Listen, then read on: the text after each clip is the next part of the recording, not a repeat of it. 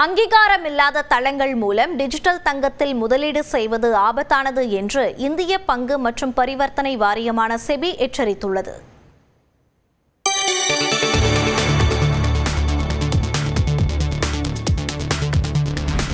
இந்தியாவில் கடந்த 2 ஆண்டுகளில் தங்கத்தின் விலை கடுமையாக உயர்ந்துள்ளது.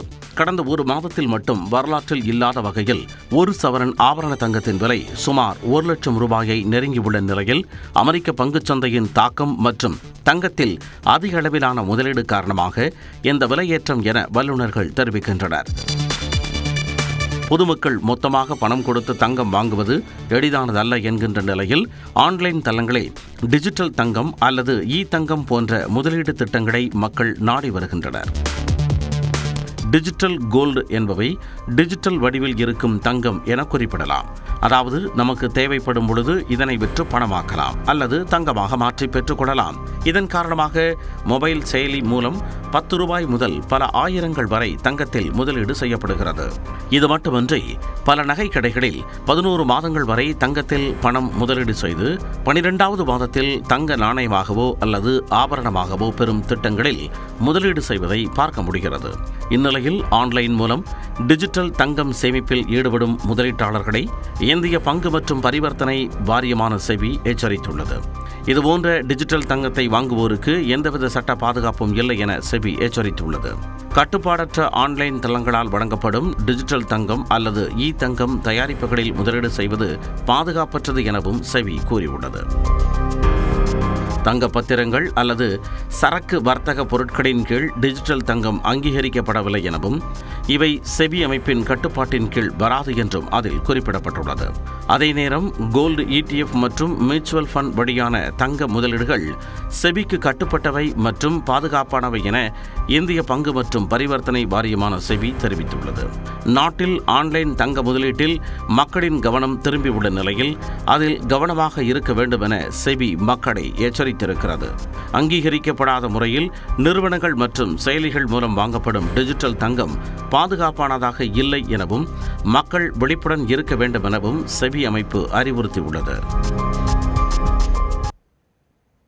சென்னையில் நாய், பூனை உள்ளிட்ட செல்லப்பிராணிகளுக்கு உரிமம் பெறுவதற்கான சிறப்பு முகாம் இன்று முதல் நடத்தப்படுகிறது. உரிமம் பெறுவதற்கு உரிமையாளர்கள் பின்பற்ற வேண்டிய வழிமுறைகள் என்ன, எங்கெல்லாம் தடுப்பூசி போடப்படுகிறது உள்ளிட்ட விவரங்களை தற்போது பார்க்கலாம். சென்னையில் தெருநாய்களின் தொல்லை ஒருபுறம் இருக்க வீட்டில் வளர்க்கப்படும் செல்ல பிராணிகள் மூலமும் பொதுமக்கள் பாதிப்பை சந்தித்து வருகின்றனர். இதனை கருத்தில் கொண்டு வீட்டில் நாய், பூனை உள்ளிட்ட செல்ல பிராணிகளை வளர்க்க உரிமம் பெறுவதை சென்னை மாநகராட்சி கட்டாயமாக்கியுள்ளது. இவ்வாறு உரிமம் பெறவில்லை என்றால் 5000 ரூபாய் அபராதம் விதிக்கப்படும் என்ற அதிரடி உத்தரவை அண்மையில் மாநகராட்சி பிறப்பித்தது. மேலும் செல்லப்பிராணிகளுக்கு உரிமம் பெறுவதற்கான நடைமுறையை விரைவுபடுத்த கடந்த மாதம் 3ஆம் தேதி இதற்கான இணையதள சேவையை மேயர் பிரியா தொடங்கி வைத்தார். அதன்படி உரிமம் பெற முதலில் சென்னை மாநகராட்சி இணையதளத்தில் உரிமையாளர்கள் தங்கள் விவரங்களை பதிவேற்றம் செய்து பின்னர் தாங்கள் வளர்க்கும் செல்லப்பிராணியின் புகைப்படம் உள்ளிட்ட பிற விவரங்களை பதிவேற்றம் செய்து 50 ரூபாய் கட்டணம் செலுத்த வேண்டும் என தெரிவிக்கப்பட்டுள்ளது. இவ்வாறு பதிவு செய்யும் பொழுது தாங்கள் செல்ல இருக்கும் கால்நடை மருத்துவமனையையும் கால்நடை மருத்துவரையும் தேர்வு செய்வது மிக அவசியமாகும். அதனைத் தொடர்ந்து 2ஆம் கட்ட உரிமையாளர் பதிவின் போது தாங்கள் தேர்ந்தெடுத்த கால்நடை மருத்துவமனையையோ அல்லது கால்நடை மருத்துவரையோ அணுகி வெறிநாய்க்கடி நோய் தடுப்பூசி போடுவதுடன் செல்லப்பிராணியின் உடலில் மைக்ரோசிப் பொருத்த வேண்டும் என்பது கட்டாயமாக்கப்பட்டுள்ளது. வெறிநாய்க்கடி நோய் தடுப்பூசி மற்றும் மைக்ரோசிப் பொருத்தப்பட்ட விவரங்களை பதிவேற்ற கால்நடை மருத்துவர் மூலம் மீண்டும் இணையதளத்தில் பதிவேற்றம் செய்ய வேண்டும் எனவும் அதை மண்டல கால்நடை மருத்துவ அலுவலர்கள் சரிபார்த்து செல்ல பிராணிகளை வளர்ப்பதற்கான உரிமம் இணையதளம் மூலமாகவே வழங்கப்படும் என மாநகராட்சி கூறியுள்ளது. ஆனால் சென்னை மாநகராட்சி அறிவுறுத்திய பின்னரும் இதுவரை 80% பேர் தங்களின் செல்ல பிராணிகளுக்கான உரிமத்தை பெறவில்லை என கூறப்படுகிறது. இதனால் செல்ல பிராணிகளை வளர்ப்பவர்கள் அதிகமானோர் உரிமம் பெறுவதை உறுதி செய்யவும் உரிமம் பெறுவதை எளிமையாக்கும் வகையிலும் சென்னை மாநகராட்சி தரப்பில் இன்றும் இதற்கு அடுத்த 2 ஞாயிற்றுக்கிழமைகளிலும் சிறப்பு முகாம் ஏற்பாடு செய்யப்பட்டுள்ளது. இந்த முகாமில் உரிமத்திற்கு பதிவு செய்வதுடன் ரேபிஸ் தடுப்பூசியும் செலுத்திக் கொள்ளலாம் என மாநகராட்சி அறிவித்துள்ளது. சென்னையில் திருவிக நகர், புளியந்தோப்பு, லாய்ட்ஸ் காலனி, நுங்கம்பாக்கம், கண்ணமாப்பேட்டை, மீனம்பாக்கம் ஆகிய 6 இடங்களில் உள்ள செல்லப்பிராணிகள் சிகிச்சை மையங்களிலும், சென்னை சோழிங்கநல்லூரில் உள்ள நாய் இன கட்டுப்பாட்டு மையத்திலும் செல்லப்பிராணிகளுக்கான உரிமம் பெறும் முகாம் நடைபெறுகிறது. காலை 8 மணி முதல் மாலை 5 மணி வரை முகாம்களுக்கு தங்களது செல்ல பிராணிகளுடன் சென்று உரிமம் பெறலாம் எனவும், மைக்ரோசிப் பொருத்துவதில் பூனைகளுக்கு விலக்கு அளிக்கப்பட்டுள்ளதாகவும், ஆனால் ரேபிஸ் தடுப்பூசி போடுவது கட்டாயம் எனவும் தெரிவித்துள்ளது. சென்னையில் வரும் 23ஆம் தேதிக்குள் செல்ல பிராணிகளுக்கு உரிமம் பெறுவது கட்டாயம் என்பதால் இந்த முகாம்களை பயன்படுத்திக் கொள்ளுமாறு மாநகராட்சி அறிவுறுத்தியுள்ளது. தவறினால் அபராதம் செலுத்த நேரிடும் என்பதையும் மாநகராட்சி நிர்வாகம் எச்சரித்துள்ளது. முதலமைச்சராகும் கனவில் சிலர் கட்சி தொடங்கியுள்ளதாக கூறிய முதலமைச்சர் மு க ஸ்டாலின், திமுகவை திருட்டுத்தனமாக வீழ்த்தவே வாக்காளர் சிறப்பு தீவிர திருத்தம் கொண்டுவரப்பட்டுள்ளதாகவும் குற்றம் சாட்டினார்.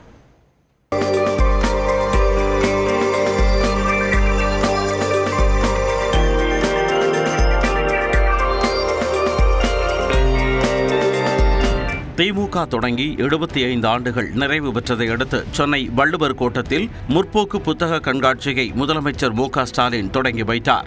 தொடர்ந்து காலத்தின் நிறம் கருப்பு சிவப்பு என்ற நூலையும் முதலமைச்சர் வெளியிட்டார். திராவிட முன்னேற்ற கழகத்தின் 75 ஆண்டு கால சரித்திர சாதனைகள் பொறிக்கப்பட்டிருக்கும் முத்தமிழறிஞர் பதிப்பகம் வெளியிடும் காலத்தின் நிறம் கருப்பு சிவப்பு புத்தகத்தினை நம்முடைய கழக தலைவர் அவர்கள் வெளியிட கழகத்தின் பொதுச் செயலாளர் அவர்கள் பெற்றுக் கொள்கிறார்கள். தலைமை கழக நிர்வாகிகள் அனைவருக்கும் காலத்தின் நிறம் கருப்பு சிவப்பு புத்தகம் அளிக்கப்படுகிறது. பின்னர் நடைபெற்ற கலை நிகழ்ச்சிகளை பார்வையிட்ட முதலமைச்சர் இருவண்ண கொடிக்கு வயது 75 எனும் தலைப்பில் 2 நாட்கள் நடைபெறும் கருத்தரங்கை தொடங்கி வைத்து உரையாற்றினார். அப்போது பேசிய அவர், முதலமைச்சராகும் கனவில் சிலர் கட்சி தொடங்கியிருப்பதாக விஜயை மறைமுகமாக விமர்சித்தார். ஏதோ கட்சியை தொடங்கணும், அடுத்த முதலமைச்சர் நான் தான் அறிவிச்சோம்னு நாம் ஆட்சிக்கு வரல. கழகத்தோட தலைவர்கள் இருந்து கடைகோடி தொண்டர் வர சுற்றி சுழன்று பணியாற்றினாங்க. இந்த வரலாறு பற்றியெல்லாம் தெரியாத சிலர் நம்மை மிரட்டி பார்க்கிறாங்க. இன்னும் சில அறிவியலிகள் திமுக போல வெற்றி பெறுவோம்னு பகல் கனவு காண்றாங்க. திமுக போல் வெற்றி பெற திமுக போல் உழைப்பும் அறிவும் தேவை. தேர்தல் ஆணையம் மூலமாக குறுக்கு வழியில் திமுகவை வீழ்த்த முயற்சி நடப்பதாக முதலமைச்சர் குற்றம் சாட்டினார். கொள்கை ரீதியா திமுகவை வீழ்த்த முடியாத காரணத்தால் தான் இப்போ தேர்தல் ஆணையம் மூலமா திருட்டுத்தனமா குறுக்கு வழியில வீழ்த்த முடியுமான்னு முயற்சி பண்ண பாக்குறாங்க. அதுதான் SIR. எந்த ஒரு போலி வாக்காளரும் இடம்பெறாமல் திமுக இளைஞர்கள் பார்த்துக் கொள்ள வேண்டும் என முதலமைச்சர் மு க ஸ்டாலின் வலியுறுத்தினார். களத்துல வேலை செய்யற நீங்க எந்த ஒரு போலி வாக்காளரும் இடம்பெறாம பார்த்துக்கணும். உண்மையான நம்ம வாக்காளர்கள் விடுபடாம பார்த்துக்கணும். யாருடைய வாக்குறையும் பறிபோகாம பார்த்துக்கணும். அதுக்கான களப்பணி ஆற்றணும். கருப்பு சிவப்பு நீலம் சேர்ந்திருப்பதால் காவியால் எதுவும் செய்ய முடியாது எனவும் முதல்வர் பாஜகவை மறைமுகமாக சாடினார். நம்ம இயக்க வரலாறு முழுக்கவே போராட்ட வரலாறு தான். நம்முடைய போராட்ட வரலாற்றை நினைவூட்டும் கொள்கை திருவிழா தான் இந்த அறிவு திருவிழா. முற்போக்கு விழாவா? கருப்பு சிவப்பு நீலம் சேர்ந்திருக்கிறப்போ எந்த காவியாலும் நம்ம எதுவும் செய்ய முடியாது.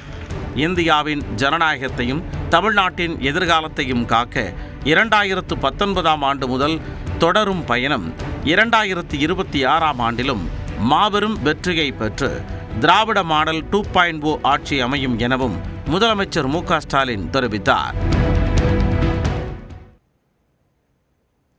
கோவையில் மாணவி கூட்டு பாலியல் வன்கொடுமை செய்யப்பட்ட விவகாரத்திற்கு அந்த மாணவியும் தான் பொறுப்பு என பாஜக நிர்வாகியும் நடிகையுமான கஸ்தூரி பேசியிருப்பது சர்ச்சைக்கு வித்திட்டுள்ளது. ராத்திரியில தேவையில்லாத இடத்துக்கெல்லாம் போறது, கண்டிப்பா அந்த ஜோடி கூட அதுல பொறுப்பு தானே. நீங்கெல்லாம் கொஞ்சம் உங்க பாதுகாப்பை நீங்க தான் பாத்துக்கணும். கோவை விமான நிலையம் அருகே கடந்த 2ஆம் தேதி காரில் இருந்தபடி ஆண் நண்பருடன் கல்லூரி மாணவி ஒருவர் பேசிக் கொண்டிருந்த போது ஆண் நண்பரை தாக்கிய 3 பேர் கொண்ட கும்பல் மாணவியை கூட்டு பாலியல் வன்கொடுமை செய்த சம்பவம் தமிழ்நாட்டை உலுக்கியது. இதற்கு அனைத்து தரப்பில் இருந்தும் கண்டனங்கள் எழுந்த நிலையில் சம்பவத்தில் ஈடுபட்ட 3 பேர் கைது செய்யப்பட்டதாக கோவை காவல்துறை தெரிவித்துள்ளது. இந்நிலையில் சென்னை KK நகரில் பாஜக கலை மற்றும் கலாச்சார பொதுக்குழு கூட்டம் நடைபெற்றது. இதில் கலந்து கொண்ட பிறகு செய்தியாளர்களை சந்தித்த அக்கட்சியின் நிர்வாகியும் நடிகையுமான கஸ்தூரி கோவையில் கல்லூரி மாணவி கூட்டு பாலியல் வன்கொடுமை செய்யப்பட்ட விவகாரம் குறித்து பேசினார். அப்போது பாலியல் வன்கொடுமைக்கு பாதிக்கப்பட்ட மாணவியும் அவரது ஆண் நண்பரும் ஒரு காரணம் என்றார். இன்னைக்கு கோயம்புத்தூர்ல நடந்த அந்த சம்பவத்துக்கு கண்டிப்பா அந்த ஜோடி கூட அதுல பொறுப்பு தான். நான் எந்த இளைஞர்களையும் நடுராத்திரி போயிட்டு உங்களுக்கு பாதுகாப்பா போலீஸை கூப்பிடுங்க நான் சொல்லலைங்க. நான் போலீஸ காவல்துறைய கோயம்புத்தூர் விஷயத்துல நான் கொஞ்சம் கூட அவங்கள நான் பிளேம் பண்ண மாட்டேன். அமரக்காதலாகவே இருந்தாலும் ராத்திரியில் தேவையில்லாத இடத்திற்கு போவது தவறு என்றும் கஸ்தூரி கூறினார். நான் ஒரு 13 வயதுல ஒரு டீனேஜ் டாக்டரோட தாய். நான் கொஞ்சம் பொது அறிவோட இருக்கணும், ஜாகிரதை உணர்வோட இருக்கணும். வேலை கெட்ட வேலையில ஊர் சுத்தக்கூடாது அப்படின்னு அது எந்த காரணத்துக்காக வேணா இருக்கட்டும், அது வியாபார நோக்கமா இருக்கட்டும், இல்ல அமர காதலா இருக்கட்டும், என்ன கன்றாவியா வேணா இருக்கட்டும், அவங்க ராத்திரியில தேவையில்லாத இடத்துக்கெல்லாம் போறது. ஏன்னா ஒரு பேசணும்னு சொன்னாங்க, நீங்க கம்பைன் ஸ்டடி பண்ணணும் இல்ல வெறும் பேசணும்னு சொன்னா அதுக்கு எத்தனையோ பாதுகாப்பான இடங்கள் இருக்கு. இன்னும் சொல்ல போனா ரொம்ப முடியலன்னா உங்களால தவிர்க்கவே முடியல, உங்களால பண்ணியே தீரணும் பேச்சுவார்த்தை அப்படின்னு சொன்னா நீங்க ரூம் போட்டு கூட பேசிக்கோங்க. இது சிங்கப்பூர் கிடையாது. ஓகே, அது சிங்கப்பூர் ஆகிற வரைக்கும் நீங்கெல்லாம் கொஞ்சம் உங்க பாதுகாப்பை நீங்க தான் பாத்துக்கணும். எத்தனையோ பெற்றோர்கள் அங்க வாயை கட்டி வயிற்ற கட்டி எத்தனை கனவுகளோட உங்களை படிக்க அனுப்புறாங்க. படிக்க போ அப்படின்னு சொன்னா நீங்க பண்றது என்ன? அது நீங்க அது பெண்ணியத்துக்கு எதிராக அப்படின்னு சொன்னா அந்த பெண்ணியமே வேணாங்க. பாதிக்கப்பட்ட மாணவிக்கு எதிராக நடிகை கஸ்தூரி பேசியிருப்பது சர்ச்சையாகி உள்ளது. கஸ்தூரியின் கருத்து பிற்போக்குத்தனமானது என்றும் பாதிக்கப்பட்ட பெண்ணுக்கு எதிரான கருத்து என பலரும் விமர்சித்து வருகின்றனர். தொடர்ந்து 1 நிமிட செய்திகளை பார்க்கலாம். உறுப்பு தானம் செய்வதற்காக பெங்களூருவிலிருந்து சென்னை கொண்டுவரப்பட்ட நுரையீரல் மெட்ரோ ரயில் மூலம் மருத்துவமனைக்கு கொண்டு செல்லப்பட்டது. பெங்களூருவிலிருந்து விமானம் மூலம் உறுப்பு மாற்று அறுவை சிகிச்சைக்காக நுரையீரலுடன் மருத்துவ குழுவினர் பிற்பகல் சென்னை விமான நிலையம் வந்தடைந்தனர். இதையடுத்து மெட்ரோ ரயில் சமீபத்தில் கொண்டு வந்த திருத்த விதியின் கீழ் துரிதமாக அந்த மருத்துவ குழுவினர் மீனம்பாக்கம் ரயில் நிலையத்துக்கு பிற்பகல் 2:07 மணிக்கு அழைத்து செல்லப்பட்டனர்.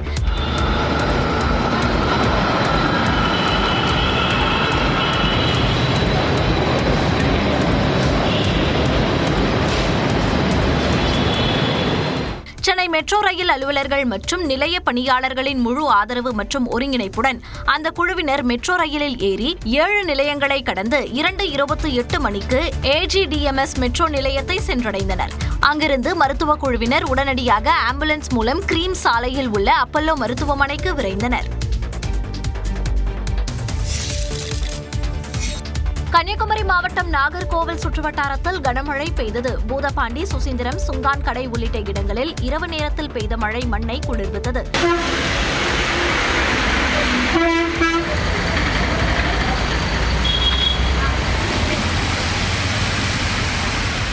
மதுரை மாவட்டத்தில் திருப்பரங்குன்றம், திருமங்கலம், வடகரை, செங்குளம், கரிசல்பட்டி, ராயபாளையம் உள்ளிட்ட இடங்களில் பலத்த மழை பெய்தது.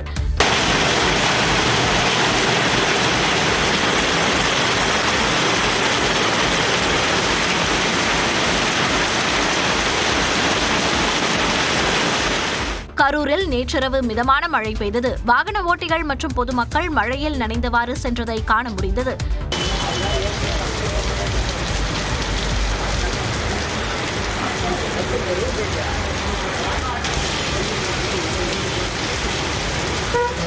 கோவை மாவட்டம் பேரூர் சுற்றுவட்டார பகுதிகளான பச்சாபாளையம், திதிபாளையம், காளாம்பாளையம், மாதம்பட்டி உள்ளிட்ட இடங்களில் மிதமான மழை பெய்தது. சென்னை எழும்பூர் ரயில் நிலையத்தில் மேற்கொள்ளப்படும் பராமரிப்பு பணி காரணமாக தென் மாவட்ட ரயில்கள் தாம்பரம் வரையே இயக்கப்படும் என தெற்கு ரயில்வே அறிவித்துள்ளது.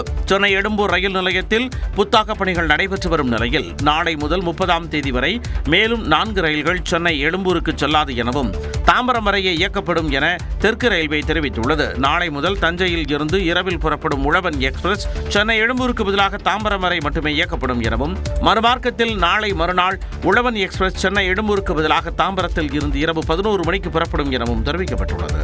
நாளை கொல்லத்தில் இருந்து புறப்பட்டு நெல்லை, மதுரை வழியாக சென்னை வரும் அனந்தபுரி அதிவிரைவு ரயில் தாம்பரத்துடன் நிறுத்தப்படும் எனவும், மறுமார்க்கத்தில் நாளை மறுநாள் அனந்தபுரி எக்ஸ்பிரஸ் தாம்பரத்தில் இருந்து இரவு 8:20 மணிக்கு புறப்படும் எனவும் கூறப்பட்டுள்ளது. ராமேஸ்வரத்தில் இருந்து சென்னை வரும் சேது அதிவிரைவு ரயில் நாளை முதல் வரும் 29ஆம் தேதி வரை தாம்பரத்துடன் நிறுத்தப்படும் எனவும், மறுமார்க்கத்தில் நாளை மறுநாள் முதல் சேது அதிவிரைவு ரயில் தாம்பரத்தில் இருந்து மாலை 6:20 மணிக்கு புறப்படும் எனவும் குறிப்பிடப்பட்டுள்ளது. ராமேஸ்வரத்தில் இருந்து தஞ்சை வழியாக சென்னை வரும் விரைவு ரயில் நாளை முதல் தாம்பரம் வரை மட்டுமே இயக்கப்படும் எனவும், மறுமார்க்கத்தில் தாம்பரத்தில் இருந்து இரவு 7:42 மணிக்கு புறப்படும் எனவும் தெரிவிக்கப்பட்டுள்ளது. இதேபோல சென்னை குருவாயூர் எக்ஸ்பிரஸ் ரயில் மறு அறிவிப்பு வரும் வரை தாம்பரத்தில் இருந்து புறப்படுவதோடு மறுமார்க்கத்தில் தாம்பரம் வரை மட்டுமே இயக்கப்படும் எனவும் தெற்கு ரயில்வே அறிவித்துள்ளது. வார இறுதி நாளையொட்டி தமிழ்நாட்டில் வாக்காளர் பட்டியல் தீவிர திருத்தத்திற்கான விண்ணப்ப படிவம் வழங்கும் பணிகள் தீவிரமாக நடைபெற்றன. தமிழ்நாட்டில் அடுத்த ஆண்டு சட்டமன்ற தேர்தல் நடைபெற உள்ள நிலையில் கடந்த 4ஆம் தேதி முதல் வாக்காளர் பட்டியல் தீவிர திருத்த பணி நடைபெற்று வருகிறது. இந்நிலையில் வார விடுமுறை என்பதால் சனிக்கிழமை வாக்காளர் பட்டியல் தீவிர திருத்தத்திற்கான விண்ணப்ப படிவம் வழங்கும் பணி முழுவீச்சில் நடைபெற்றது. குறிப்பாக திருநெல்வேலி மாவட்டத்தில் 52 விழுக்காடு வாக்காளர்களுக்கு சிறப்பு திருத்தத்திற்கான விண்ணப்ப படிவம் கொடுக்கப்பட்டதாக மாவட்ட ஆட்சியர் சுகுமார் தெரிவித்துள்ளார். மொத்தம் 14 லட்சத்தில் 52%. அப்போ 7 லட்சத்தை வந்து கிராஸ் பண்ணிட்டோம். இனிஷியல் ஸ்டேஜில் ஒன்றா வந்து கொண்டு போயிருந்தாங்க. பல்கியாக அப்ளிகேஷனை கொண்டு போய் அவங்க கொடுக்குறல சிரமம் இருந்துச்சு. முதல் நாள் வந்து அதை ஐடென்டி மெம்பரில் சிரமம் இருந்துச்சு. 2ஆம் நாள் 3ஆம் நாள் அவங்க கொஞ்சம் நல்ல பரிச்சயம் ஆகிட்டாங்க அந்த ஏரியாவில். மதுரையில் SIR விண்ணப்பம் விநியோகிக்கும் பணி முழுவீச்சில் நடைபெற்றது. ஒவ்வொரு தொகுதிக்கும் ஒரு வாக்காளர் பதிவு அலுவலர் தலைமையில் 2 உதவி வாக்காளர் பதிவு அலுவலர்களின் மேற்பார்வையில் வீடு வீடாக விண்ணப்பங்கள் விநியோகம் செய்யப்பட்டன. இதேபோன்று திருப்பூரில் உள்ள 8 சட்டமன்ற தொகுதிகளிலும் வாக்காளர் பட்டியல் சிறப்பு தீவிர திருத்தத்திற்கான படிவம் விநியோகிக்கப்பட்டது. வாக்காளர் பட்டியல் சிறப்பு தீவிர திருத்தம் தொடர்பாக திமுக மாவட்ட செயலாளர்களுடன் அக்கட்சித் தலைவரும் முதலமைச்சருமான மு.க.ஸ்டாலின் ஞாயிற்றுக்கிழமை ஆலோசனை நடத்த உள்ளார். தமிழ்நாட்டில் சட்டமன்ற தேர்தலை முன்னிட்டு வாக்காளர் பட்டியல் சிறப்பு தீவிர திருத்தப் பணிகள் தொடங்கி நடைபெற்று வருகின்றன. ஆளும் கட்சியான திமுக இதற்கு கடும் எதிர்ப்பு தெரிவித்து வருகிறது. இந்நிலையில் வாக்காளர் பட்டியல் சிறப்பு தீவிர திருத்தம் தொடர்பாக திமுக மாவட்ட செயலாளர்களுடன் முதலமைச்சர் மு.க.ஸ்டாலின் ஞாயிற்றுக்கிழமை ஆலோசனை நடத்த உள்ளார். இது தொடர்பாக திமுக பொதுச் செயலாளர் துரைமுருகன் வெளியிட்டுள்ள அறிக்கையில், ஞாயிற்றுக்கிழமை காலை 10 மணிக்கு முதலமைச்சர் மு.க.ஸ்டாலின் தலைமையில் காணொலி காட்சி மூலம் திமுக மாவட்ட செயலாளர்கள் கூட்டம் நடைபெற உள்ளதாக தெரிவிக்கப்பட்டுள்ளது. சென்னை அண்ணா அறிவாலயத்தில் நடைபெறும் இந்த கூட்டத்தில் மாவட்ட செயலாளர்கள், நாடாளுமன்ற சட்டமன்ற உறுப்பினர்கள், தொகுதி பார்வையாளர்கள் அனைவரும் கலந்து கொள்ளும்படி துரைமுருகன் கேட்டுக் கொண்டுள்ளார். கேரளாவில் முறையாக சாலை வரி செலுத்தாமல் இயக்கப்பட்ட தமிழ்நாட்டைச் சேர்ந்த ஆமணி பேருந்துகள் மாநில எல்லையில் நிறுத்தப்பட்டன. தமிழ்நாட்டில் இருந்து கேரளாவுக்கு சென்ற 30க்கும் மேற்பட்ட ஆமணி பேருந்துகள் முறையாக சாலை வரி செலுத்தவில்லை என கூறி 70 லட்சம் ரூபாய் வரை அபராதம் விதிக்கப்பட்டது. இதற்கு எதிர்ப்பு தெரிவித்த அனைத்து ஆமணி பேருந்துகள் உரிமையாளர்கள் சங்கம் தமிழ்நாட்டில் இருந்து கேரளாவிற்கு ஆமணி பேருந்துகளை இயக்கப் போவதில்லை என்று அறிவித்தது. இந்நிலையில் கேரளாவிற்கு செல்ல வேண்டிய 10 ஆமணி பேருந்துகள் கோவை மாவட்டம் வாடையார் சோதனை சாவடி அருகே நிறுத்தப்பட்டன. இதனால் பயணிகள் கடும் அவதியடைந்தனர். இதேபோன்று கன்னியாகுமரி வழியாக கேரளா செல்லும் ஆமணி பேருந்துகள் மாநில எல்லையான களியக்காவிளை, படந்தாலுமூடு ஆகிய இடங்களில் நிறுத்தப்பட்டன. நாங்க டாக்ஸ் கட்ட ரெடி, எங்கனாலும் நாங்க டாக்ஸ் கட்ட ரெடி. நீங்க பிக்சேஷன் பண்ணுங்க. ஒன் இந்தியானா ஒன் இந்தியா, இல்ல கேரளா கவர்மெண்ட் கேரளா கவர்மெண்ட், இல்ல தமிழ்நாடு கவர்மெண்ட் என்னங்கிறது நீங்க வழிமுறை பண்ணுங்க. வரும் 13ஆம் தேதி தமிழ்நாட்டில் இருந்து அதிக அளவிலான ஆமணி பேருந்துகள் சபரிமலைக்கு செல்ல உள்ள நிலையில் இப்பிரச்சனைக்கு தீர்வு காண வேண்டும் என்று கோரிக்கை எழுந்துள்ளது. கேரள ஆமணி பேருந்துகளுக்கு தமிழ்நாடு போக்குவரத்து துறை வரி விதிப்பதை போன்று தமிழ்நாடு ஆமணி பேருந்துகளுக்கு வரி வசூலிக்க கேரளா முடிவு செய்திருப்பதாக அம்மாநில போக்குவரத்து துறை தெரிவித்துள்ளது. ஏற்கனவே இது தொடர்பான அறிவிப்பு வெளியான நிலையில் இணையதளத்தில் ஏற்பட்ட தொழில்நுட்ப கோளாறு காரணமாக வரி வசூல் செய்யப்படாமல் இருந்ததாக கூறப்பட்டுள்ளது. தற்போது தொழில்நுட்ப கோளாறு சரி செய்யப்பட்டு வரி வசூலிக்க தொடங்கியிருப்பதாக கேரள போக்குவரத்து துறை விளக்கம் அளித்துள்ளது. தமிழ்நாட்டில் கேரள ஆமணி பேருந்துகளுக்கு ஒரு காலாண்டிற்கு ஒரு இருக்கைக்கு 3300 ரூபாய் வீதம் 36 இருக்கைகளுக்கு சுமார் 1,20,000 ரூபாய் வசூலிக்கப்படுவதாக கூறப்பட்டுள்ளது. எனவே இனி கேரளாவிலும் தமிழ்நாடு ஆமணி பேருந்துகளுக்கு மாநில வரி வசூலிக்கப்படும் என அம்மாநில அதிகாரிகள் தெரிவித்துள்ளனர். திருட்டு பயம் காரணமாக திருச்செந்தூர் கடற்கரையில் பக்தர்கள் தங்குவதற்கு அனுமதி இல்லை என தகவல் பரவிய நிலையில் அதை மாவட்ட காவல்துறை மறுத்துள்ளது. தூத்துக்குடி மாவட்டம் திருச்செந்தூர் சுப்பிரமணிய சாமி கோயில் கடற்கரையில் திருட்டு உள்ளிட்ட பிரச்சனைகள் காரணமாக இரவு 10 மணி முதல் அதிகாலை 4 மணி வரை பக்தர்கள் தங்க அனுமதி இல்லை என தகவல் பரவியது.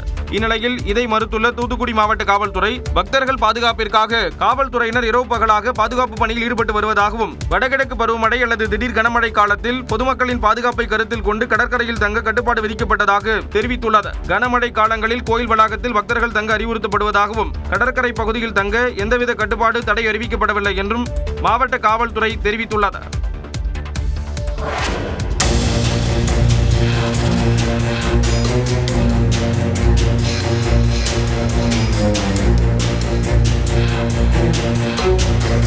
பீகாரில் தேர்தலுக்கான விவிபேட் சீட்டுகள் சாலையில் வீசப்பட்டிருக்கும் காட்சிதான் இது. பீகாரில் சட்டப்பேரவை தேர்தல் 2 கட்டங்களாக நடந்து வருகிறது.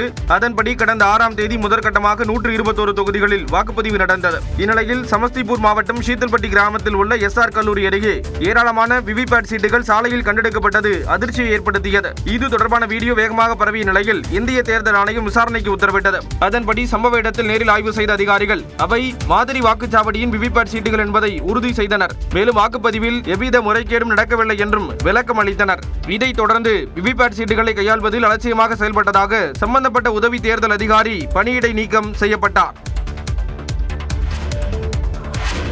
நாடாளுமன்ற குளிர்கால கூட்டத்தொடர் வரும் டிசம்பர் 1 முதல் 19ஆம் தேதி வரை நடைபெறும் என அறிவிக்கப்பட்டுள்ளது. இது குறித்து நாடாளுமன்ற விவகாரத்துறை அமைச்சர் கிரண் ரிஜிஜு தனது எக்ஸ் பக்கத்தில் பதிவிட்டுள்ளார். அதில் குளிர்கால கூட்டத்தொடரை நடத்துவதற்கான மத்திய அரசின் பரிந்துரைக்கு குடியரசுத் தலைவர் திரௌபதி முர்மு ஒப்புதல் அளித்துள்ளதாக குறிப்பிட்டுள்ளார். ஜனநாயகத்தை வலுப்படுத்தும் மற்றும் மக்களின் எதிர்பார்ப்புகளை பூர்த்தி செய்யும் வகையில் ஆக்கப்பூர்வமான அர்த்தமுள்ள கூட்டத்தொடரை எதிர்நோக்குவதாக அவர் தெரிவித்துள்ளார். பீகார் சட்டமன்ற தேர்தலுக்கு பிறகு நடைபெறும் கூட்டத்தொடர் என்பதால் குளிர்கால கூட்டத்தொடரில் பல கேள்விகள் எழுப்பப்படும் என எதிர்பார்க்கப்படுகிறது. குறிப்பாக வாக்காளர் பட்டியல் தீவிர திருத்தம், ஹரியானா, மகாராஷ்டிராவில் வாக்கு திருட்டு குற்றச்சாட்டுகள் குறித்து எதிர்க்கட்சிகள் சார்பில் முன்வைக்கப்படும் என தெரிகிறது.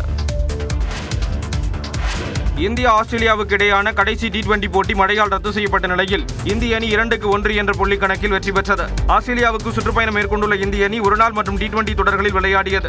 5 போட்டிகள் கொண்ட T20 கிரிக்கெட் தொடரில் முதல் போட்டி மழையால் தடைபட்டது. 2வது போட்டியில் ஆஸ்திரேலிய அணி 4 விக்கெட் வித்தியாசத்தில் வெற்றி பெற்றது. 3வது போட்டியில் 5 விக்கெட் வித்தியாசத்திலும், 4வது போட்டியில் 48 ரன்கள் வித்தியாசத்திலும் இந்திய அணி வென்றது. தொடர்ந்து வெற்றியை தீர்மானிக்கும் 5வது போட்டி பிரிஸ்பேனில் நடைபெற்றது. போட்டி தொடங்கி இந்திய அணி பேட்டிங் செய்து கொண்டிருந்த நிலையில் போட்டி மழையால் நிறுத்தப்பட்டது. தொடர்ந்து மழை நிற்காத நிலையில் போட்டி ரத்து செய்யப்பட்டது. இதனால் இந்திய அணி 2-1 என்ற புள்ளி கணக்கில் T20 தொடரை கைப்பற்றியது. ஒருநாள் கிரிக்கெட் தொடரை ஆஸ்திரேலிய அணி 2-1 என்ற கணக்கில் வென்றது குறிப்பிடத்தக்கது. ஆஸ்திரேலிய மண்ணில் T20 தொடரை இழந்ததே இல்லை என்ற பெருமையை இந்தியா தக்க வைத்துள்ளது. நீரிழிவு, இதய நோய் உள்ளிட்டவைகளால் பாதிக்கப்பட்டவர்களுக்கு விசா வழங்காதவாறு புதிய விதிமுறைகளை அமெரிக்க அரசு கொண்டு வரவுள்ளது. அமெரிக்க அதிபராக 2வது முறையாக பொறுப்பேற்ற பிறகு அந்நாட்டிற்கு விசா வாங்குவதை டொனால்ட் ட்ரம்ப் கடுமையாக்கி வருகிறார். அந்த வகையில் நீரிழிவு நோய், அதிக எடை, இருதய நோய் உள்ளிட்ட நாட்பட்ட நோய் உள்ளவர்கள் அமெரிக்காவில் வாழ விசா கோரி விண்ணப்பித்தால் அதனை நிராகரிக்க பரிந்துரை செய்யப்பட்டுள்ளது. இதேபோல பரவும் நோய்கள், ஆஸ்துமா, தூக்க பிரச்சனை, தடுப்பூசி போடாதவர்கள், மனநோய் உள்ளவர்களுக்கு விசா நிராகரிக்கப்படலாம் என்றும் கூறப்படுகிறது. இதுகுறித்து அமெரிக்க தூதரகங்களுக்கு அமெரிக்க அரசு பரிந்துரை வழங்கியுள்ளது. இதுபோன்ற நோய் உள்ளவர்கள் அமெரிக்காவுக்கு வரும் பட்சத்தில் அவர்களுக்கான மருத்துவ செலவு அரசுக்கு நெருக்கடியை ஏற்படுத்தும் என்பதால் இந்த முடிவு எடுக்கப்பட்டுள்ளதாக கூறப்படுகிறது. மேலும் விசா கோருபவர்களால் தங்களுக்கு உள்ள உடல் உபாதைகளுக்கான மருத்துவ செலவை அவர்களே ஏற்றுக்கொள்ளும் வகையில் பொருளாதார நிலை இருக்கிறதா என்பதை ஆராயவும் அறிவுறுத்தப்பட்டுள்ளது. இது தொடர்பாக விரைவில் முடிவு எட்டப்படும் என தெரிகிறது. இந்தியா கூட்டணி ஆட்சிக்கு வந்தால் பீகார் குழந்தைகளை ரவுடிகளாக்கி விடுவார்கள் என்று பிரதமர் மோடி விமர்சித்துள்ள நிலையில் NDA கூட்டணி அரசின் தோல்வியை மறைக்க பிரதமர் மோடி எதிர்க்கட்சிகளை விமர்சிப்பதாக காங்கிரஸ் தலைவர் மல்லிகார்ஜுன கார்கே பதிலடி கொடுத்துள்ளார்.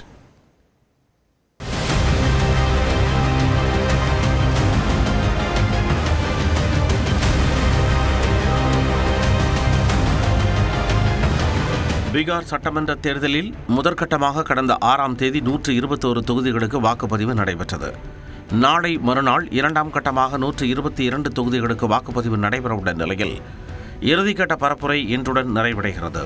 இந்நிலையில் பிரதமர் மோடி உள்ளிட்ட தலைவர்கள் பீகாரில் முகாமிட்டுள்ளனர்.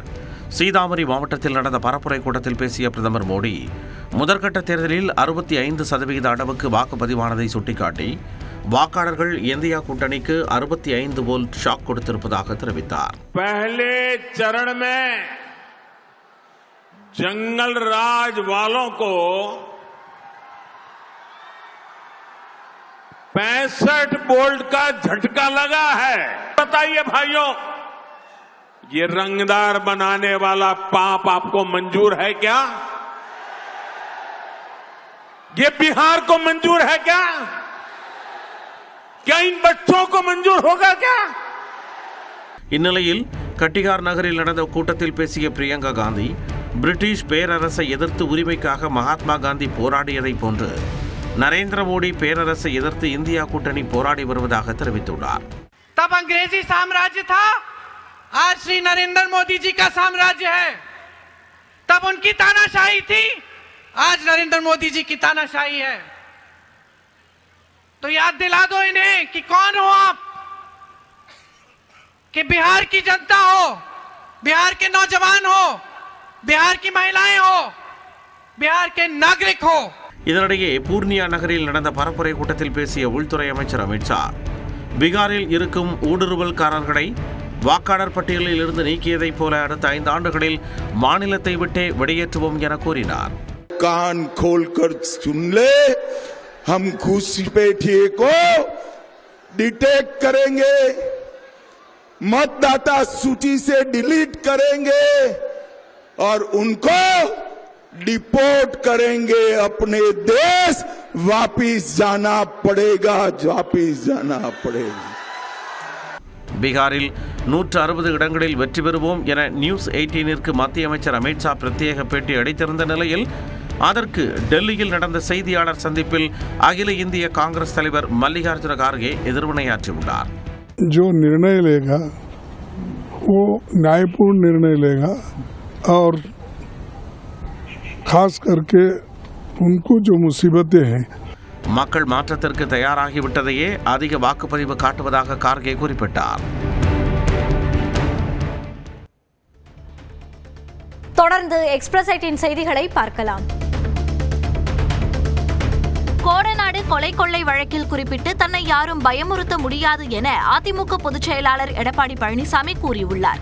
அப்போது முதலமைச்சராக இருந்த எடப்பாடி பழனிசாமி அந்த வழக்கில் A1-ஆக இருக்கிறார் என முன்னாள் அமைச்சர் செங்கோட்டையனும், அந்த கொலை கொள்ளை சம்பவத்தில் எடப்பாடி பழனிசாமிக்கு ஏதோ ஆதாயம் இருக்கலாம் என அமமுக பொதுச் செயலாளர் டிடிவி தினகரனும் கூறியிருந்த நிலையில் சேலம் மாவட்டம் ஓமலூரில் நடந்த பொதுக்கூட்டத்தில் அதற்கு பதிலளித்தார்.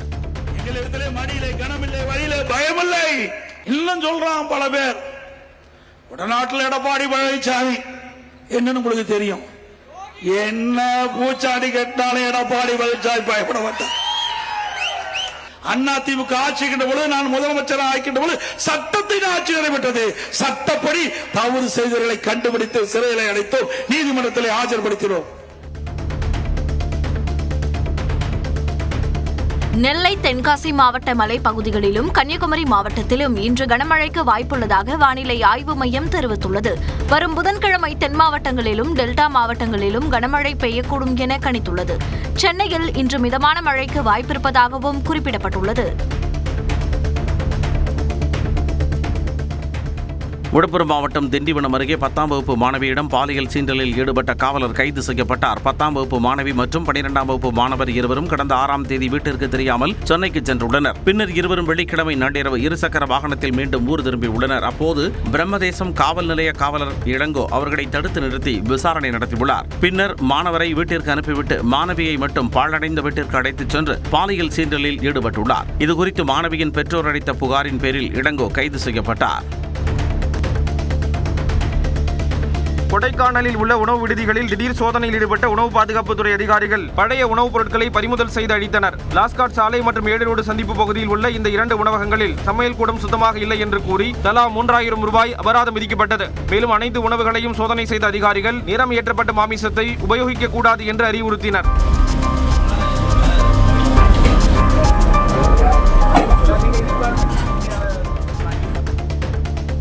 புதுக்கோட்டை மாவட்டம் இலுப்பூர் அருகே விபத்தில் மூளைச்சாவு அடைந்த பெண்ணின் உடல் உறுப்புகள் தானமாக வழங்கப்பட்டன. மேக்கவுண்டன்பட்டியைச் சேர்ந்த சத்யா என்பவர் கடந்த 1ஆம் தேதி இருசக்கர வாகனத்தில் சென்றபோது அவர் அணிந்திருந்த துப்பட்டா சக்கரத்தில் சிக்கி கீழே விழுந்தார். இதில் பலத்த காயமடைந்த சத்யாவுக்கு மூளைச்சாவு ஏற்பட்டதைத் தொடர்ந்து திருச்சி அரசு மருத்துவக் கல்லூரி மருத்துவமனையில் அவரது உடல் உறுப்புகள் தானமாக வழங்கப்பட்டன. இதனையடுத்து சத்யாவின் உடலுக்கு வருவாய் கோட்டாட்சியர், வட்டாட்சியர் உள்ளிட்ட அதிகாரிகள் மலர் வளையம் வைத்து மரியாதை செலுத்தினர்.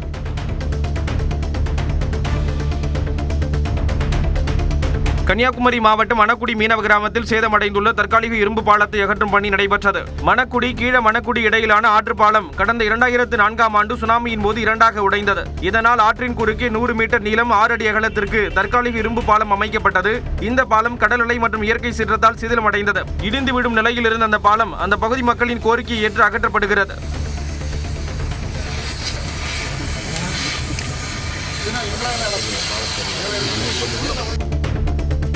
திருப்பூர் மாவட்டம் தாராபுரம் அமராவதி ஆற்றில் மூழ்கி 13 வயது சிறுமி உட்பட 2 பேர் உயிரிழந்தனர். திருமண நிகழ்ச்சியில் பங்கேற்க சென்ற முகமது ஹாசன் என்பவர் சுலாம்பாளையம் அணைக்கட்டு பகுதியில் அமராவதி ஆற்றில் உறவினர்கள் 12 பேருடன் சேர்ந்து குடித்துள்ளார். அப்போது 13 வயது சிறுமி தாகிரா ஆற்றில் அடித்துச் செல்லப்பட்டதால் முகமது ஹாசன் அவரை காப்பாற்ற முயன்றுள்ளார். இருவரும் நீரில் அடித்துச் செல்லப்பட்ட நிலையில் தீயணைப்பு வீரர்கள் வந்து நீண்ட போராட்டத்திற்கு பின் சடலங்களை மீட்டனர். தேனி மாவட்டத்தில் வைகை அணையிலிருந்து மதுரை மாவட்டத்தில் உள்ள பூர்வீக பாசன பகுதிகளுக்கு தண்ணீர் திறக்கப்பட்டுள்ளது. வைகை அணையிலிருந்து ராமநாதபுரம், சிவகங்கை மற்றும் மதுரை ஆகிய 3 மாவட்டங்களில் உள்ள பூர்வீக பாசன பகுதிகளுக்கு கடந்த அக்டோபர் 27 முதல் வரும் நவம்பர் 13 வரை நீர் திறக்க நீர்வளத்துறை உத்தரவிட்டது. அதன் அடிப்படையில் முதற்கட்டமாக ராமநாதபுரத்திற்கும் அதனைத் தொடர்ந்து சிவகங்கைக்கும் தண்ணீர் திறக்கப்பட்டது. இந்நிலையில் இதன் தொடர்ச்சியாக தற்போது மதுரை மாவட்டத்தில் உள்ள பாசன பகுதிக்கு தண்ணீர் திறக்கப்பட்டுள்ளது.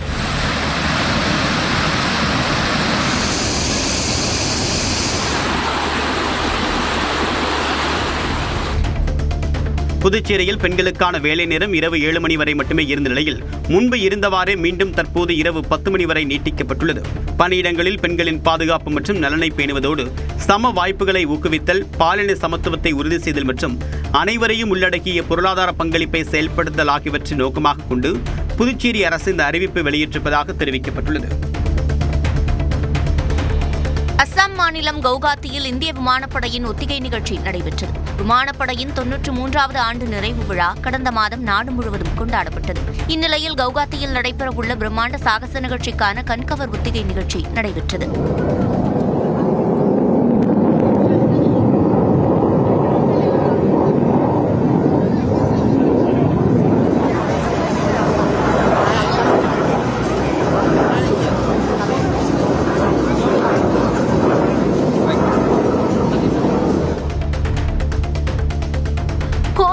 வழியாக இயக்கப்படும் எர்ணாகுளம் பெங்களூரு வந்தே பாரத் ரயில் உட்பட 4 வந்தே பாரத் ரயில்களின் சேவையை பிரதமர் மோடி தொடங்கி வைத்தார். உத்தரப்பிரதேச மாநிலம் வாரணாசியில் நடைபெற்ற அரசு விழாவில் பங்கேற்ற பிரதமர் மோடி காணொலி காட்சி மூலம் தொடங்கி வைத்தார். பெங்களூருவிலிருந்து காலை 5:10 மணிக்கு புறப்படும் வந்தே பாரத் ரயில் சேலம், ஈரோடு, திருப்பூர், கோவை வழியாக மதியம் 1:50 மணிக்கு எர்ணாகுளம் சென்றடையும். மறுமார்க்கமாக எர்ணாகுளத்திலிருந்து மதியம் 2:20 மணிக்கு புறப்பட்டு இரவு 11 மணிக்கு பெங்களூரு சென்றடையும். இந்த ரயில் புதன்கிழமை தவிர வாரத்தின் மற்ற நாட்கள் இயக்கப்படும் என அறிவிக்கப்பட்டுள்ளது. இளஞ்சிவப்பு ஆட்டோக்களை ஆண்கள் ஓட்டினால் பறிமுதல் செய்யப்படும் என்று சென்னை மாவட்ட ஆட்சியர் ரஷ்மி சிதார்த் ஜெக்தே எச்சரித்துள்ளார். பெண்களின் பாதுகாப்பை கருதி இளஞ்சிவப்பு ஆட்டோக்களை தமிழக அரசு அறிமுகப்படுத்தியுள்ளது. இத்திட்டத்தின் கீழ் 250 ஆட்டோக்கள் சென்னையில் இயக்கப்பட்டு வரும் நிலையில் இளஞ்சிவப்பு ஆட்டோக்களை ஆண்கள் சிலர் ஓட்டி வருவதாக புகார் எழுந்தது. இதன் அடிப்படையில் சமூக நலத்துறை கள ஆய்வுக்குழு மூலம் ஆய்வு நடத்தியதில் சில ஆண்கள் இளஞ்சிவப்பு ஆட்டோக்களை ஓட்டியது கண்டறியப்பட்டுள்ளது. திருப்பூர் மாவட்டம் வாணியம்பாடி அருகே ரயிலில் இருந்து தவறி விழுந்து உயிரிழந்த துணை ராணுவ வீரருக்கு 21 குண்டுகள் முடங்க அரசு மரியாதை செலுத்தப்பட்டது. மணிப்பூரில் துணை ராணுவ படையில் பணியாற்றிய மேட்டுப்பாளையம் பகுதியைச் சேர்ந்தவர் அதியமான் என்பவர் வியாழக்கிழமை அன்று ரயிலில் சொந்த ஊர் வந்தார். விஜயவாடா ரயில் நிலையத்தில் கீழே இறங்கிய அவர் மீண்டும் ரயிலில் ஏறியபோது தவறி விழுந்து உயிரிழந்தார். அவரது உடல் சொந்த ஊருக்கு கொண்டு வரப்பட்ட நிலையில் தேசிய கொடி போர்த்தி மலர் வளையம் வைத்து அஞ்சலி செலுத்தி 21 குண்டுகள் முழங்க இறுதி அஞ்சலி செலுத்தப்பட்டது. கோவை மாவட்டம் தொண்டாமுத்தூர் சுற்றுவட்டாரத்தில் விற்பனைக்கு தயாராக உள்ள சின்ன வெங்காயத்திற்கு போதுமான விலை கிடைக்காததால் அரசே கொள்முதல் செய்ய வேண்டுமென விவசாயிகள் கோரிக்கை விடுக்கின்றனர். வெளி மாநிலங்களில் இருந்து அதிக அளவில் சின்ன வெங்காயத்தை வியாபாரிகள் வாங்குவதால் தொண்டாமுத்தூர் பகுதியில் இருந்து விற்பனை செய்யக்கூடிய சின்ன வெங்காயத்திற்கு விலை கிடைப்பதில்லை என்று விவசாயிகள் கூறுகின்றனர். இதனால் சின்ன வெங்காயம் கிலோ 25 முதல் 45 ரூபாய் வரை மட்டுமே விற்பனையாவதாகவும் அவர்கள் கூறுகின்றனர். திண்டுக்கல் மாவட்டம் கொடைக்கானலில் உள்ள தனியார் மருத்துவமனை வளாகத்தில் புகுந்த காட்டெருமையால் நோயாளிகள் பதற்றத்திற்குள்ளாகினர். மாலை வேளையில் மருத்துவமனைக்குள் நுழைந்த காட்டெருமை நீண்ட நேரமாக அங்குமங்குமாக உலாவியது. புற்கடை மேய்ந்தபடி உலா வந்த காட்டெருமை விரட்ட முயன்றவர்களை தாக்க வந்தது. பின்னர் தகவல் அறிந்து வந்த வேட்டை தடுப்பு பணியாளர்கள் காட்டெருமையை விரட்டிச் சென்றனர். திருவள்ளூர் மாவட்டம் கடம்பத்தூர் அருகே குடிநீர் மின்சார இணைப்பு கேட்டு பொதுமக்கள் சாலை மறியலில் ஈடுபட்டனர். அகரம் சன்சிட்டி குடியிருப்பில் உள்ள வீடுகளுக்கு சாலை, மின்சாரம், குடிநீர் உள்ளிட்ட அடிப்படை வசதிகளை செய்து தர வேண்டும் என குடியிருப்பு சங்கத்திடம் பலமுறை கோரிக்கை விடுத்துள்ளனர். ஆனால் இதுவரை நடவடிக்கை எதுவும் எடுக்கப்படாததால் கடந்த 5 நாட்களாக மக்கள் மின்சாரம், குடிநீர் இல்லாமல் அவதிப்பட்டு வருவதாக கூறப்படுகிறது. இதனை கண்டித்து 200க்கும் மேற்பட்டோர் திருவள்ளூர் சுங்குவார் சித்திரம் நெடுஞ்சாலையில் மருந்து மறியலில் ஈடுபட்டனர்.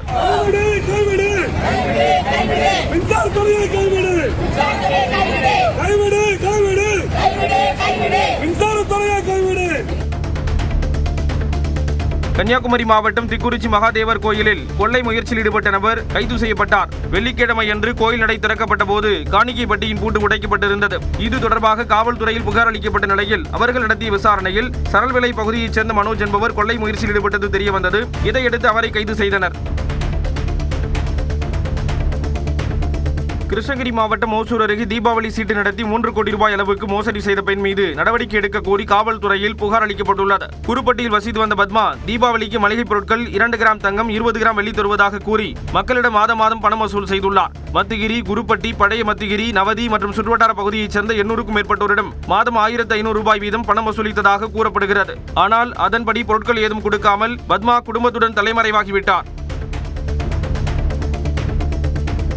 திண்டுக்கல் மாவட்டம் கொடைக்கானலில் கேரள சுற்றுலா பயணிகளை குறிவைத்து காவல்துறையினர் லஞ்சம் பெறுவதாக இணையத்தில் வீடியோ காட்சி வெளியிடப்பட்டுள்ளது பரபரப்பை ஏற்படுத்தியுள்ளது. மூளையார் அருகே வாகன சோதனையில் ஈடுபட்ட காவல்துறையினர் லஞ்சம் பெறுவதாக வீடியோ வெளியிடப்பட்டுள்ளது. இதனை வெளியிட்டுள்ள நபர், உரிய ஆவணங்கள் இல்லை என்றால் அபராதம் விதிக்க வேண்டும், ஆனால் கேரள வாகனம் என்றாலே தடுத்து நிறுத்தி பணம் வசூலிக்கப்படுவதாக குறிப்பிட்டுள்ளார்.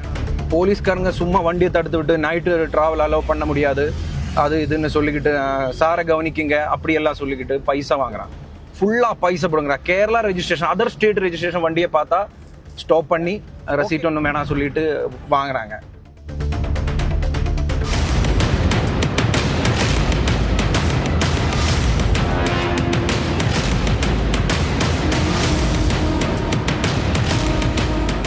திருவள்ளூர் மாவட்டம் பட்டாபுராமில் தேநீர் கடையில் உரிமையாளரிடம் இயல்பாக பேசிய நபர் செல்போனை திருடிச் சென்ற காட்சி சிசிடிவி கேமராவில் பதிவாகியுள்ளது.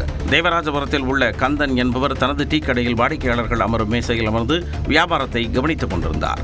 அப்போது வந்து பேச்சு கொடுத்த முதியவர் ஒருவர் கந்தன் எழுந்து சென்றதும் அவரது செல்போனை எடுத்துக்கொண்டு தப்பியோடினார். பின்னர் சாலையோரத்தில் கிடந்ததாக பெண் ஒருவர் மீட்டுக் கொடுத்த செல்போனை காவல்துறையினர் கந்தனிடம் ஒப்படைத்தனர். சென்னை கிழக்கு கடற்கரை சாலை அக்கறையில் உள்ள நடிகை ஸ்ரீதேவியின் மகள் ஜான்வி கபூர் வீட்டிற்கு வெடிகுண்டு மிரட்டல் விடுக்கப்பட்டதால் பரபரப்பு நிலவியது. டிஜிபி அலுவலகத்திற்கு இமெயில் மூலம் மிரட்டல் விடுக்கப்பட்டது. இதனையடுத்து சென்னை காவல் ஆணையர் அலுவலகத்திலிருந்து மோப்பநாயுடன் சென்ற வெடிகுண்டு நிபுணர்கள் சோதனையில் ஈடுபட்டனர்.